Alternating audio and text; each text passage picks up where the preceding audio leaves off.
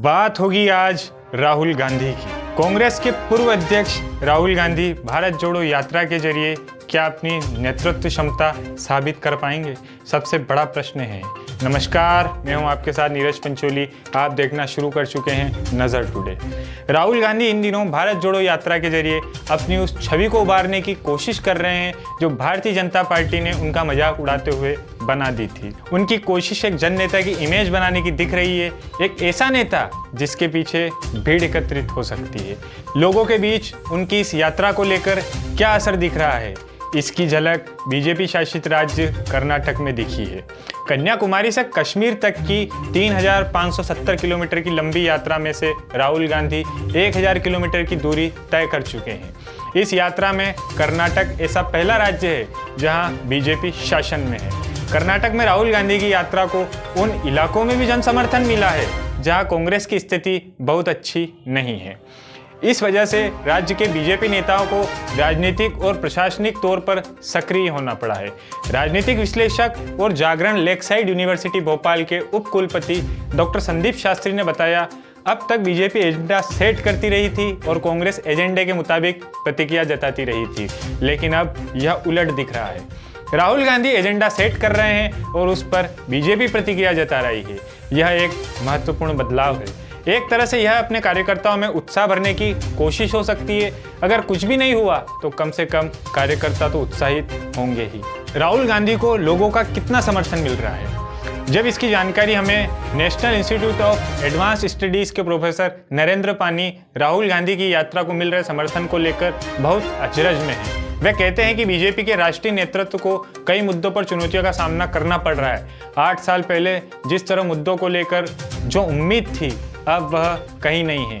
नरेंद्र पानी यह भी कहते हैं कि आज विपक्ष नहीं है तो चुनौतियां जमीनी स्तर पर आम लोगों से ही आएगी। राष्ट्रीय स्तर पर चुनौतियों के सामने आने पर राहुल गांधी की यात्रा अहम पड़ाव साबित हो रही है। जो भी बीजेपी का विरोध कर रहे हैं या फिर हिंदुत्व की राजनीति का विरोध करते हैं, उन सब के लिए इस यात्रा ने उम्मीद जगाई है। उन्होंने मुद्दों की बात शुरू करके बीजेपी से असंतुष्ट लोगों को भी जोड़ने की कोशिश की है। पानी के दूसरे अहम बिंदु की ओर इशारा करते हुए कहते हैं कि अंतर्राष्ट्रीय स्तर पर कुछ देशों ने हमारे लिए मुश्किल बढ़ानी शुरू कर दी है। 2 साल से अमेरिका ने भारत में अपना राजदूत तक तैनात नहीं किया है, जबकि इसी दौरान अमेरिका पाकिस्तान को F-16 विमान दे रहा है। भारतीय लोगों के लिए अमेरिका वीजा के लिए इंतजार लगभग 400 से ज़्यादा दिनों का हो चुका है, जबकि चीन के नागरिकों के लिए यह महज 3 दिन में ही उपलब्ध होता है। ऐसे में भारतीय छात्र करियर संबंधी मौका गंवा रहे हैं। छात्रों पर सबसे ज़्यादा इसका असर पड़ रहा है।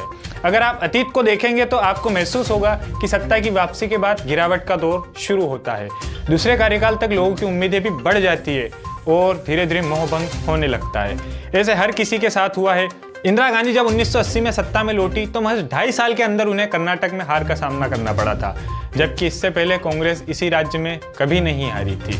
राहुल गांधी को इस पदयात्रा से कितना फायदा हो रहा है, इसके लिए जब हमने मैसूर यूनिवर्सिटी के कला विभाग के डीन प्रोफेसर मुजफ्फर असादी से बात की तो उन्होंने बताया, महात्मा गांधी और पंडित जवाहरलाल नेहरू जिस तरह खुद को आम लोगों से जोड़ा था, उसी तरीके से राहुल गांधी ये तरीका अपनाने की कोशिश कर रहे हैं। महात्मा गांधी खुद को सत्ता से दूर रखते थे, लेकिन पार्टी में वे सबसे ताकतवर बने रहे। उनका ख्याल है कि अगर राहुल गांधी की पदयात्रा से कांग्रेस को बहुत फायदा नहीं भी हुआ तो यह समाज में मनमुटाव को कम करके भारत की मदद करने वाला होगा। असादी आगे कहते हैं कि राहुल गांधी भारतीय राजनीति में नया मुहावरा गढ़ रहे हैं। वे महज बयानबाजी नहीं कर रहे हैं, बल्कि अनुभव की बात कर रहे हैं। वे आम आदमी की भाषा शैली को चलन में ला रहे हैं। यह भी सच्चाई है कि अगर जनता उनको देखने और सुनने पहुंच रही है तो देश में एक नए नेता के उभरने की जगह मौजूद है। ऐसे नेता की जो हर किसी की बात सुनने को तैयार हो। हालांकि असादी एक कमी की ओर भी इशारा करते हैं। उन्हें सड़क के किनारे तालुका स्तर पर लोगों से मिलने के बदले गांव में जाना चाहिए था। क्या पदयात्रा के दौरान राहुल लोगों की सुनते हैं? राहुल गांधी अपनी पदयात्रा के दौरान सामाजिक कार्यकर्ता, जन स्वास्थ्य के मुद्दे पर काम करने वाले प्रोफेशनल, वस्त्र उद्योग के श्रमिकों, कुटीर उद्योग चलाने वाले और खानदानबोश जनजाति के लोगों से मुलाकात कर चुके हैं। क्या वे इन लोगों की बात सुनते हैं? सामाजिक कार्यकर्ता तारा कुमार स्वामी बताते हैं कि राहुल गांधी छोटे समूहों में जिन लोगों से मिलते हैं उनकी बात को ध्यानपूर्वक सुनते हैं, उसके बाद एक मुद्दे को पकड़ते हैं और उस पर बोलते हैं, फिर लोगों से उसका समाधान पूछते हैं। उदाहरण के लिए वे महिलाओं और जन स्वास्थ्य के मुद्दों पर काम करने वाले प्रोफेशनल से मिले तो कहा कि आधी आबादी को साथ लिए बिना भारत जोड़ना संभव नहीं है। जब उन्हें इसके असर के बारे में बताया गया तो उन्होंने मुस्कुराते हुए सहमति जताई।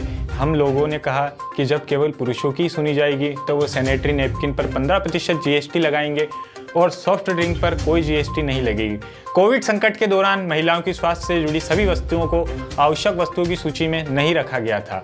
अगले दिन कांग्रेस अध्यक्ष के चुनाव के चलते आराम का दिन था और रेड्डी तब अजरज में पड़ गए जब उन्हें पता चला कि राहुल गांधी कपड़ा उद्योग के श्रमिकों से मिलने पहुंच गए हैं। रेड्डी बताते हैं कि वे 4-5 मशीनों के साथ काम करने वाली महिलाओं से मिलने के लिए पहुंचे थे ताकि उनकी समस्याओं को समझ सके। यह चीजें बताती है कि वे कितने गंभीरता से लोगों से जुड़ना चाहते हैं। तुम्माकुरु पदयात्रा के दौरान मांड्या में जन स्वास्थ्य कार्यकर्ताओं से चर्चा तो नहीं कर पाए, लेकिन इन लोगों ने उनकी यात्रा में शामिल होने का मौका मिला।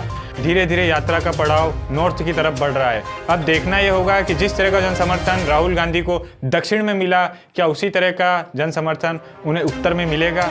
इसी तरह की तमाम जानकारियों के लिए देखते रहिए नजर टुडे।